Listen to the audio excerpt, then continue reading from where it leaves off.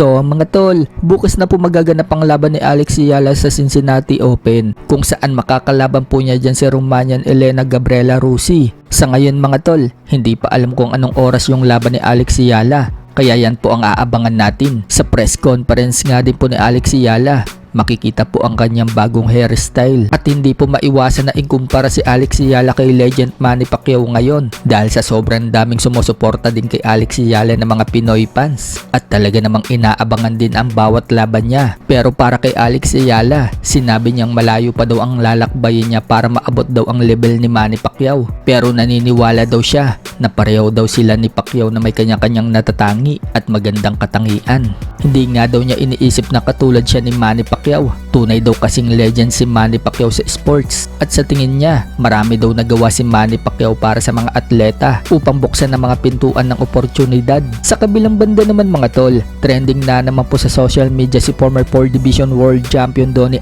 Nietes dahil sa pagiging delivery boy niya sa Foodpanda. So hindi na nga po bago yan kay Donnie Nietes dahil dati na po niya yung ginagawa sa tuwing wala siyang laban. Pero ngayon, muli na naman po nag-viral ang pagdi-deliver ni Donnie Nietes sa Foodpanda. Marami nga po ang humanga kay Donnie Nietes. Isang 4 Division World Champion daw ito, pero hindi daw ikinakahiya ang kanyang trabaho. Sa ngayon mga tol, wala pang nakatakdang laban si Nietes. Huling lumaban pa siya noong nakaraang taon sa Japan kung saan natalo po siya dito kay Jun Ikagawa. Pero kung ooperan siguro na malaki si Nietes mga tol, malamang lalaban pa siya ulit. Pero kung maliit lang ang ibabayad sa kanya, baka hindi na siya lumaban sa boxing. Sa ibang banda naman mga tol, former 3 Division World Champion General Casimero, araw-araw paldo sa kanyang GF. Panay post po kasi ni Casimero na kasama niya palagi ang kanyang GF. Sa isa nga pong video mga tol, habang hinahawakan lang ng GF niya ang kanyang binti, bigla na lang nawalan ng saplot si Casimero at natira na lang ang panloob.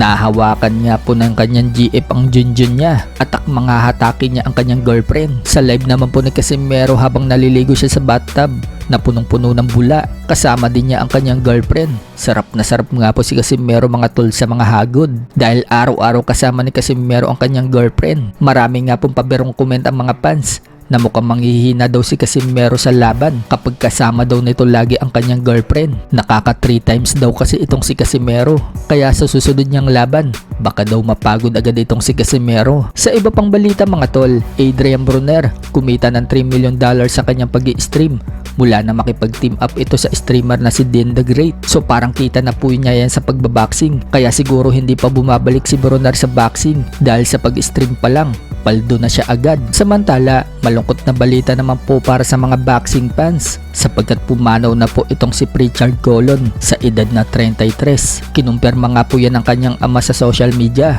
Si Prichard Colon nga mga tulang sumisikat na boxer mula sa Puerto Rico na dumanas ng brain hemorrhage at nakoma ito ng 7 buwan matapos ang unang pagkatalo niya sa kanyang karera noong 2015. Nang magising nga po ito mula sa pagkakakoma, hindi na tuluyang nakarecover si Colon sa pinsala sa utak. Inalagaan siya ng kanyang pamilya hanggang sa kanyang pagpanaw. So yan po yung boksingerong pinost noong nakaraan ng nanay ni Emma Bacosa Pacquiao, kung saan nag-aalala po yung nanay ni Eman noong suntukin din si Emma Bacosa Pacquiao sa batok ng kanyang kalaban na si Rodelyn Perez. Kaya natakot din itong nanay ni Eman at pinost ang nangyari dito kay Prichard Colon. Pero buhay pa po niyan si Prichard Colon. Kahapon lang po siya namatay.